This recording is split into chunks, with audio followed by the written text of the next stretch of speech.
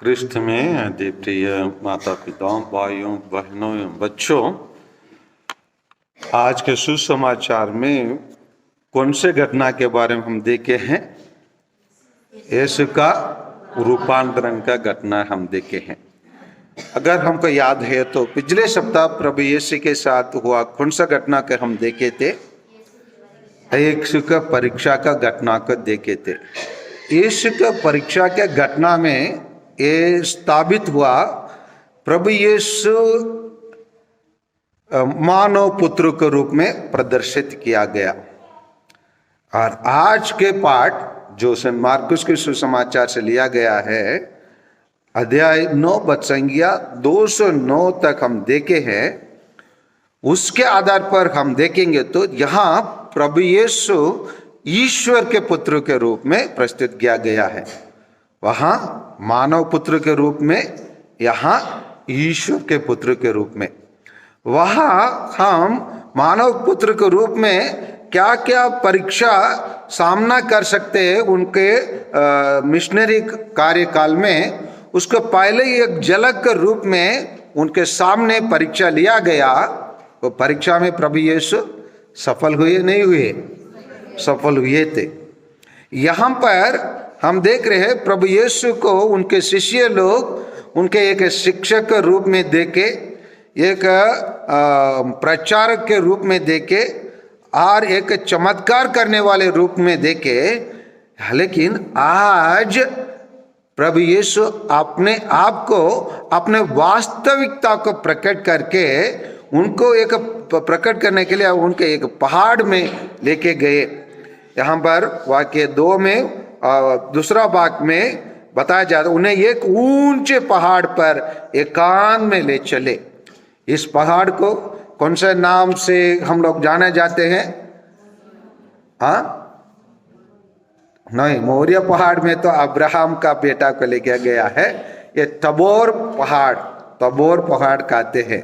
मोरिया पे अब्राहम का, होरेब मूसा का, तबोर में प्रभु यीशु का रूपांतरण, और प्रभु यीशु आखिरी अपना अंतिम बलिदान करने की जगह कैलवरी। इसलिए पहाड़ एक महत्वपूर्ण चीज रहता है।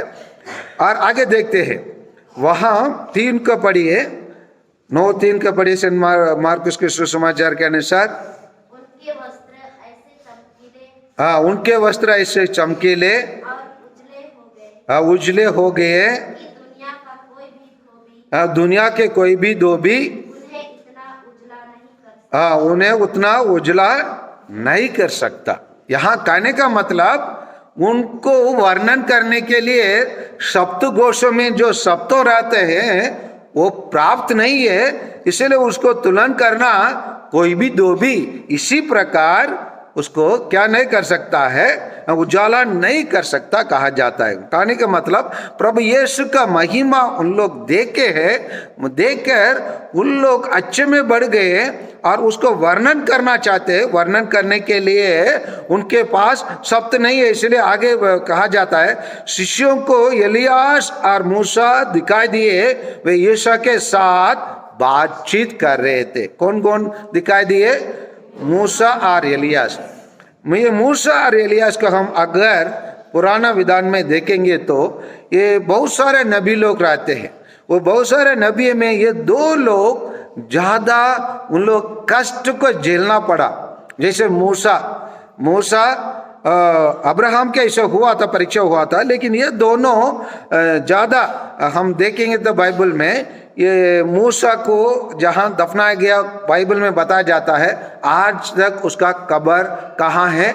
नहीं है। इसका मतलब क्या है? कहने का मतलब वो स्वर्ग में उठा लिया गया और एलिया भी स्वर्ग में उठा लिया गया। इसीलिए ये दोनों, एलिया का भी देखेंगे तो उसको 400 बाल का नबी लोगों को अकेले सामना करना पड़ा, अकेले उनको मार डालना पड़ा और बहुत बड़ा चुनाव भी उनके सामने था। 400 व्यक्ति के सामने एक व्यक्ति खड़े होकर काम करना आसान चीज नहीं है। इसलिए इन दोनों उनके प्रभु यीशु के पास आकर बातचीत कर रहे थे और यहाँ बताया गया क्या बातचीत कर रहे थे, उसको हमको जानने के लिए हमको सेंट लूकस के सुसमाचार अध्याय 9 बद संख्या 31 को थोड़ा पढ़िए। बद संख्या 31 में यही रूपांतरण के बारे में वर्णन किया गया है, उसको थोड़ा बोलिए।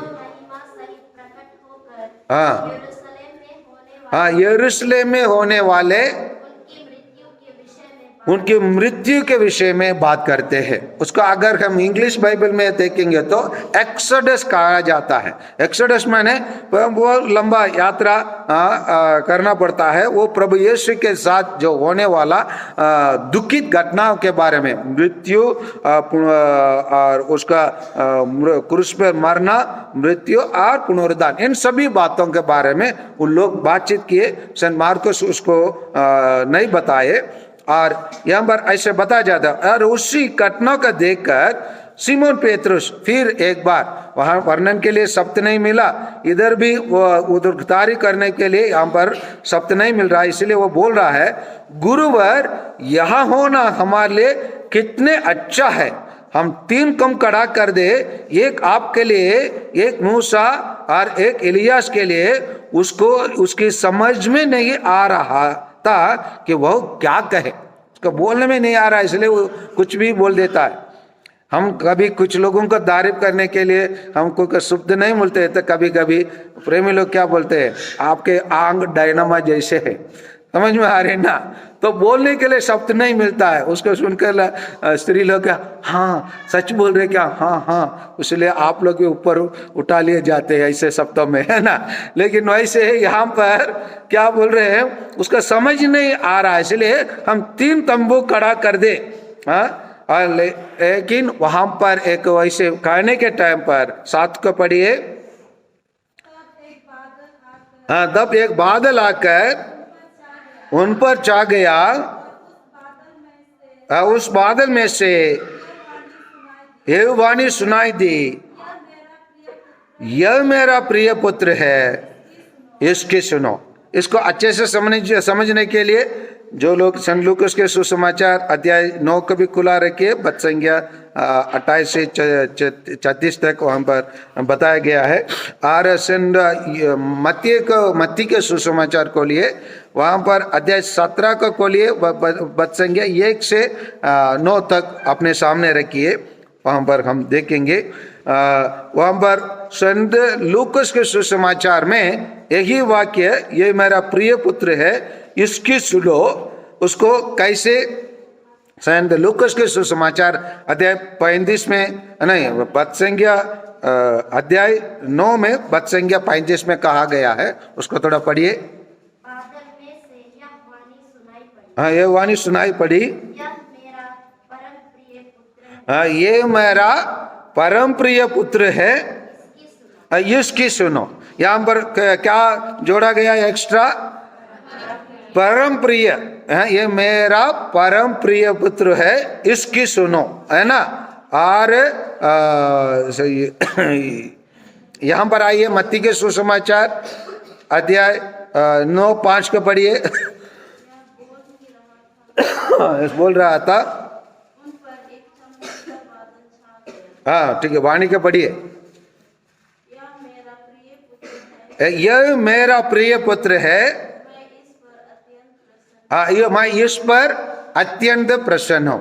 यहाँ पर थोड़े, यहाँ पर क्या हम लोग को सीखने में मिलता है, प्रभु यीशु अपना महिमा को प्रकट किए, पिता ईश्वर का कार्य पूर्ण रूप से करते आ रहे हैं, इसलिए वहां प्रभु यीशु के बारे में पिता ईश्वर स्वयं आकर वहां खड़े हुए चेले लोगों के संबोधित करते हैं।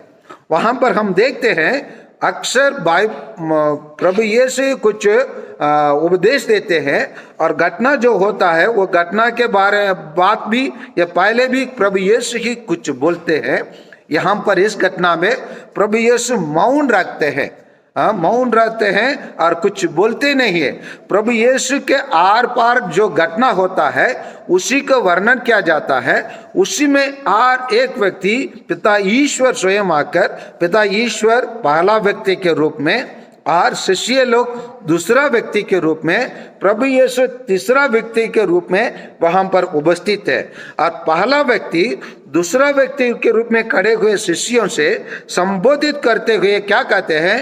यह मेरा प्रिय पुत्र है जिस पर मैं अत्यंत प्रसन्न हूं, और इसको आप लोग क्या कर रहे? सुनो।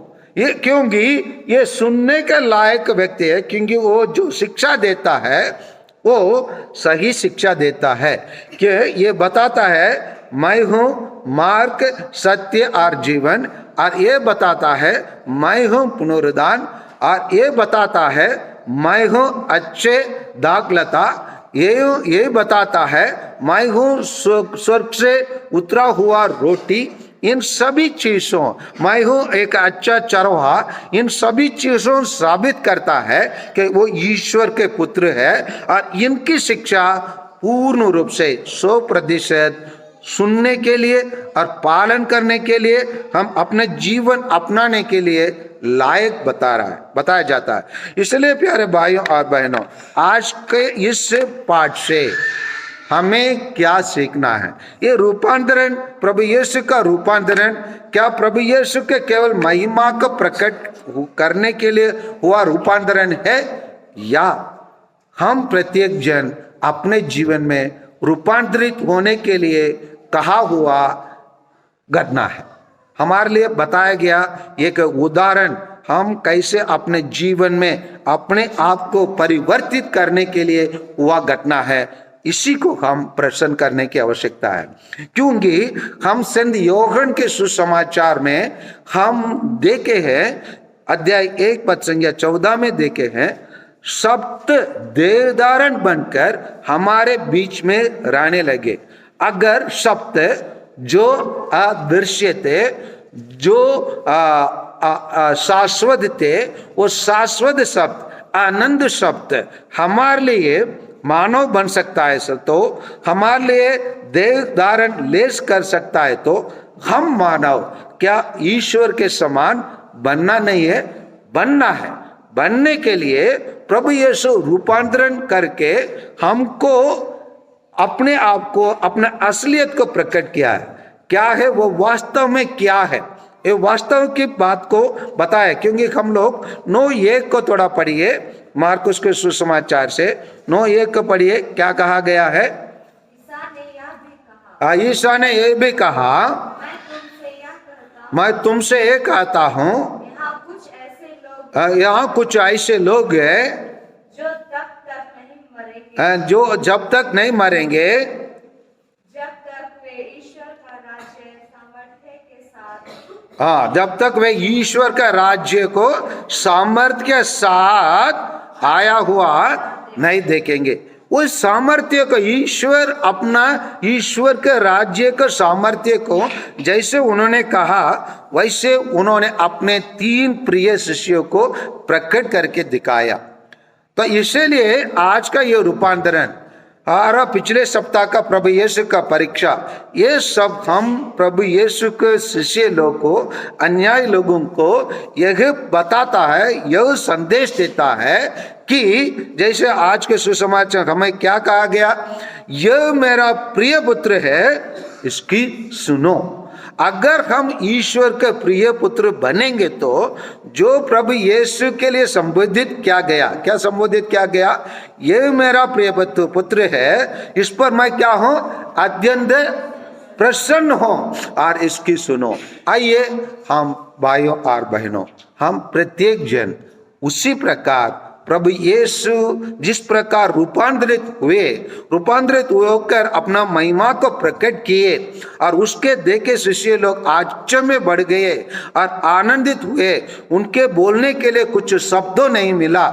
उसी प्रकार हम प्रत्येक जन को प्रभु यीशु इस 40 के द्वारा बदलने के लिए तैयार है। अगर हम बदले के लिए तैयार है तो पिता ईश्वर हम प्रत्येक जन से यही कहेंगे, ये मेरा प्रिय पुत्री है, ये मेरा प्रिय पुत्र है, मैं इस पर अत्यंत प्रसन्न हूं। और कहेंगे, हमारे लिए यही जोड़ेंगे, ये दुनिया के लोगों आप लोग प्रत्येक ईसाई की वाणी को सुनो। आमीन।